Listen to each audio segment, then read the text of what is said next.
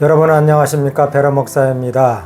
오늘은 빌립보서 2장에 대해서 말씀을 드릴까 합니다. 빌립보서는 바울이 기록하였으며 로마에 있는 그리스도인을 대상으로 기록한 내용입니다.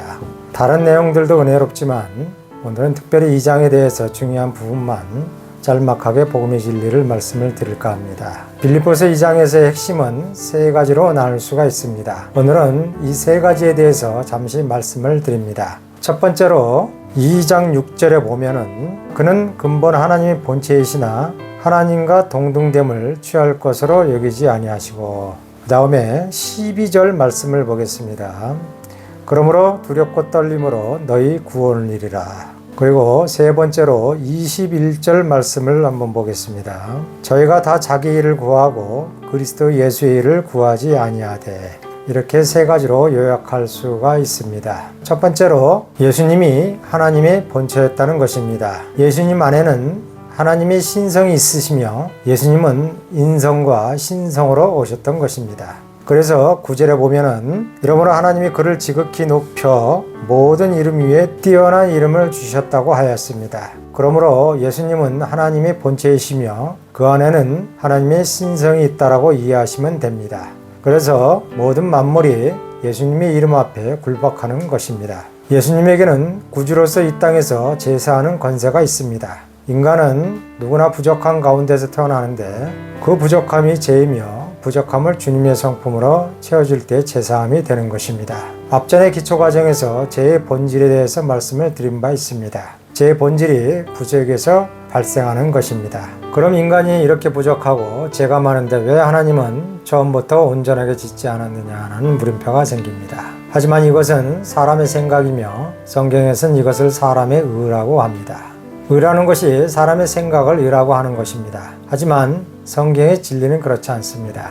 인간이 태어나서 어릴 적부터 성장해서 어른이 되듯이 자라면서 온전히 어른이 되어지는 것입니다. 만물 또한 다 처음부터 싹이 나고 잎이 나고 그러지 처음부터 열매 맺는 것은 없습니다. 하나님이 왜 인간을 부족하게 지었느냐, 이 말은 밀을 심 때 싹부터 나는 것이 아니고 열매부터 나야 한다는 말과 같은 것입니다. 인간과 자연의 모든 만물은 이런 과정들을 거치듯이 하나님은 처음부터 인간을 3번 지으려고 하셨던 것입니다. 한 번은 흙으로 지으시고 생기를 넣어주셨습니다. 이성과 지성과 양심을 넣어주셨던 것입니다. 두 번째는 예수님의 성품으로 영을 온전하게 짓는 것입니다. 즉 속사람의 영을 온전하게 짓는다는 것입니다. 세 번째는 부활을 통해서 우리 육체는 흙으로 돌아가고 영과 혼만 예수님의 모습으로 마지막 짓는 것입니다. 예수님이 요한복음 10장 30절에서 이런 말씀을 합니다. 아버지와 나는 하나다. 이 말은 예수님이 우리 예표가 되어져서 부활 후에 아버지와 하나가 된다는 것을 말하는 것입니다. 이것을 우리들이 바라는 소망이라고도 하며 이것을 영생이라고도 하며 이것을 구원이라고도 하는 것입니다.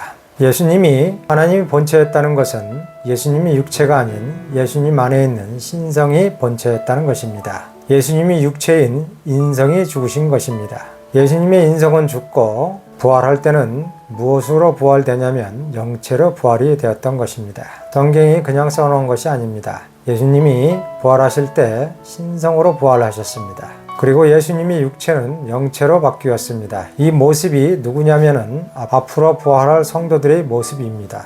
그래서 하나님의 아들이라고 하는 것입니다. 아들이라는 것은 아버지와 똑같다는 뜻입니다. 같다라고 할 때 아들이라는 용어를 쓰는 것입니다. 성경에서 이스라엘의 아들이라는 말은 아버지와 같다라는 뜻입니다. 아들이라는 의미가 낫다라고만 생각 말고 같다라는 의미로도 쓴다라고 이해하시면 됩니다.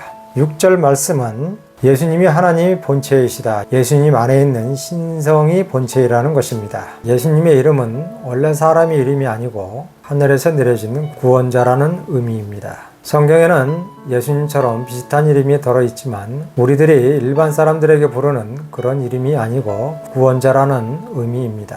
구원자라는 것은 전능자, 창조자라는 뜻도 됩니다. 왜 전능자, 창조자가 되냐면요, 구원이 되려면 우리를 아들로 지어야만 그것이 구원이 될 수 있기 때문입니다. 구원의 실상은 하나님의 아들로 변화되는 것을 구원의 실상이라고 하는 것입니다. 육체를 가진 인간은 구원의 실상이 없습니다. 누구를 막론하고 육체는 소멸이 되는 것입니다. 근데 예수님이 성품으로 지음을 받았으면 그 영은 성품만 신성이 되는 것입니다. 그리고 그 성품이 질그릇에 담겨져서 질그릇이 깨지면 속에 있는 것이 흘러나옵니다. 여기서 질그릇이 우리 육체를 가리킵니다.